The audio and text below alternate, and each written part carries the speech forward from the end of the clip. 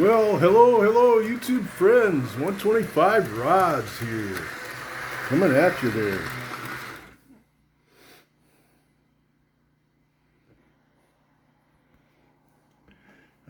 This guy here, this is the latest one. This is a Mantua, and I just rewired him.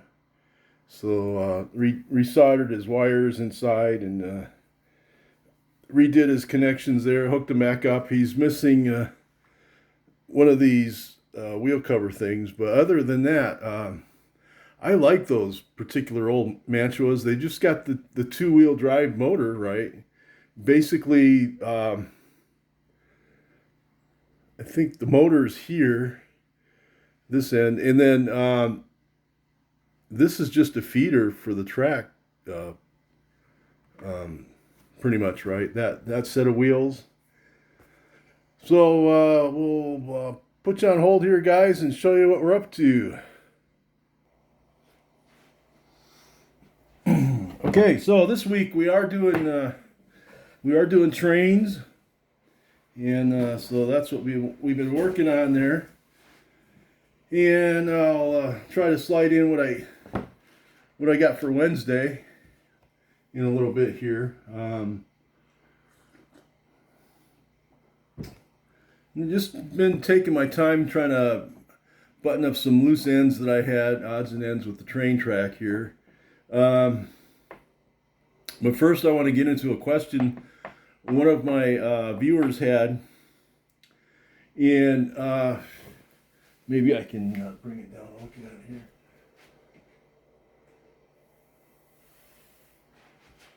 The viewer was asking, how do I make my big meets like that, right? And, you really can't buy them that big normally, and this particular model, I love the big fat meats, and when I was growing up, the fatter the meat, the better, right? So my Impala, my 66 Impala had 50s on the back of it, believe it or not, guys, right? 283 with 50s. And that thing rode through it rode through its previous owner, and it rode through me through a fire, and then we rebuilt it, and it's still riding for somebody else. So that's the way to do it, guys. So anyway, so here's what I've got. I've gone through all of my spare slicks in my models, so I'm going to have to use these for, I want to use them for the Thunderbolt. And so what I do before I even prep them or anything like that, I just leave them bare like this. And, you've probably seen me or other people take a saw that they use for chopping the roofs and stuff, right?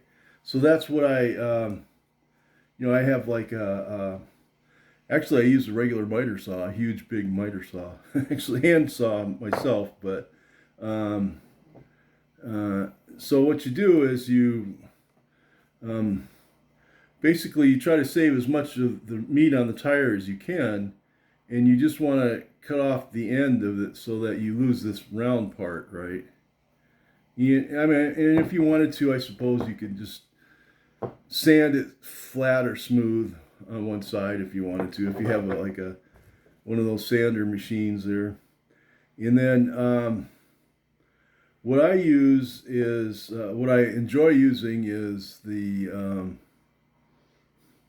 what's it called, oh, come on, Ed. There's a glue out there, Gorilla Glue, that's like the original Gorilla Glue. It dries like a foam color kind of thing, right? And that for me that works the best. I have used other glues, and what you do is you just glue them together like that, right? As best you can, and then I've seen people put tires in drill bits, in drills like this, and just sand them that way. I do mine by hand, the old-fashioned way, right? And so then what you do is you try to get it as smooth as you can, and try to hide the seam as much as possible. I mean, you can still see the seam on here, but the trick is in how smooth you get the sides so that it's not overlapping each other, right? And then if you wanted to, and I've done this and it's perfectly fine, you can take plain flat black paint and paint over the whole outside of the tire if you want when you're done, if you don't want to look at the seam. I've done that before too. That's not a big deal. The thing that you got to remember though, when you glue these together, I like to have my hub, where the hubcap would be on the outside, and the inside wheel. I like to have those touching on the inside, and that'll reinforce the split tire too as well, right? So what I usually end up making is like an insert, which I end up cutting down from a regular wheel as well. So then, with the the inner wheel, the center spacer that you made, and the outer hubcap, all glued together, that should be the same. You have to tailor it to fit the width of your slick that you made, right? But other than that, I mean, that's all there is to it. Other than that, it's not anything really super complicated or anything. Lately, I'll give you something that I've been doing here lately. If you notice, I started filing around the outside edge of my slicks because I think they look better, right? They look more like drag slicks.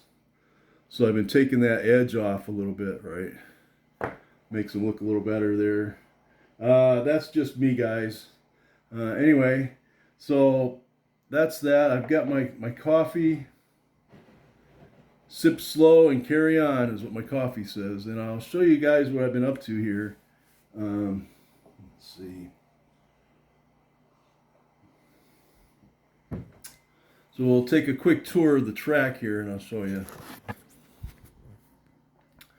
All right, so we did glue a engineer guy onto the back end of this, the Army train. And I did order Army hopper and some Army tanks. And the Army hopper is cool. It's black, just like the locomotive. So it's going to be a black locomotive with Army projects on it. And I'll get you out of the way here. I'll show you what we got going on here. So, all right. So I've got the train station glued onto its base. I got the base painted, and I've got the other part laid out. I glued an engineer there. Just minor details that I need to do. The benches. I put the windows in on the bottom. Just kind of basic things to spruce it up there, So that's where we were going with that. And I took the liberty to have some fun. And we've got our palm tree in front of our awesome tunnel. And of course we got our friend up here, the dinosaur, which he lives up there. He's right at home. He feels right at home there. So that's what his deal is. And so put you back in the holder. We got a couple Hot Wheels things that I got for Wednesday. Let's see here. I picked up this guy. He's I get a lot of some guy, apparently he must have collected McDonald's toys and drops them off at the Goodwill where I pick up my Hot Wheels. A lot of them are McDonald's Hot Wheels. This one is, so that's pretty cool. It's kind of like a black wheel, right? Or, kind of an older deal there, which is cool. So I like him. I picked up a Chevy El Camino. Yeah, so that's pretty good. It's all black. Looks like an older vintage, like a 66 or something, right? This one's called Hot Wheels Screen Time. All right. So, oh, it says it's part of the Fast and Furious. I don't know about that, but that's pretty cool. And last but not least, I will unbox this guy. I thought I had him once, but all right. They're taking up the Mars deal. See how it's already rusted and stuff. So hey Mars, I don't even have to do a rust thing. I can just like do this. See, that'll be cool, and I'll have it down. So yeah, that's what we got there. That's pretty cool. That was Model A Custom 31, not a 29, but a 31. So that's pretty cool. I think we'll put them on the shelf there. And so there you have it. That's the quick update for the rods shop. I did get a, show you guys here. I got my GoPro for my motorcycle. It's an older one, right? So it doesn't have sound or anything like that, right? Which, you know, I could probably edit over it or something, right? I've got a mount for it that mounts on my helmet, or I can wear it on my chest. It was a bear to get going. The problem I'm having right now is I can't get it going because my memory card is not fast enough. So I got to get a fast memory card for it. So, but that's pretty cool. Pretty straightforward, pretty easy, simple. It's just, there's only 2 buttons on it, but you know, it's like, it was, that, the menu on the thing was driving me crazy. So that's it for 125 rods. This is rods. I'm going to sign off here. Guys, remember, freedom requires you. All right. This is the rods, and I'm out.